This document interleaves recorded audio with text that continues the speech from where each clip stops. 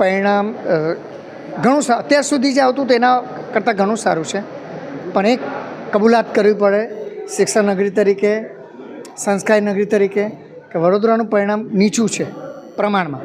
પણ હા, A1માં તમે જોવા જાઓ તો દીકરીઓ બાજી મારી ગઈ છે, છોકરીઓ, તો એ પણ એક પોઝિટિવ સાઇન છે કે છોકરીઓનું જેટલું સારું પરિણામ A1માં આવતું હોય તો માતા પિતા અને દીકરીઓ એની મહેનતને ક્યાંક દેખાય છે.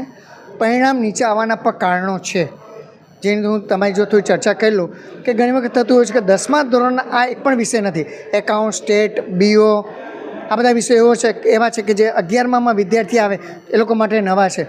તો એક મનોસ્થિતિ એવી છે વિદ્યાર્થીઓની કે કોમર્સના બધા વિષયો પર વિદ્યાર્થી પોતાની બહુ જ મહેનત કરતા હોય છે, પણ એક લેંગ્વેજ અને કોમ્પ્યુટર આવા વિષયોમાં એવું કે છેલ્લા દિવસોમાં તૈયારી કરી લેશું તો ચાલશે. હજી અમારે થોડું જોવાનું છે કે પરિણામ નીચે આવવાની અંદર એવું તો નથી ને કે એક વિષયની અંદર કે 2 વિષયમાં વધારે વિદ્યાર્થી નાપાસ થયા. જો જુલાઈ મહિનામાં આ વિદ્યાર્થીઓ ફરીથી એટેમ્પ કરશે તો જે નીચું પરિણામ છે એને ઊંચું લાવવાની અંદર ક્યાંક મદદરૂપ થઈ શકાય. પણ હા, અત્યારે જે પરિણામ પ્રસિદ્ધ થયું છે એની અંદર સમગ્ર ગુજરાતમાં વડોદરાનું પરિણામ નીચું છે, એ સ્વીકારી રહ્યું.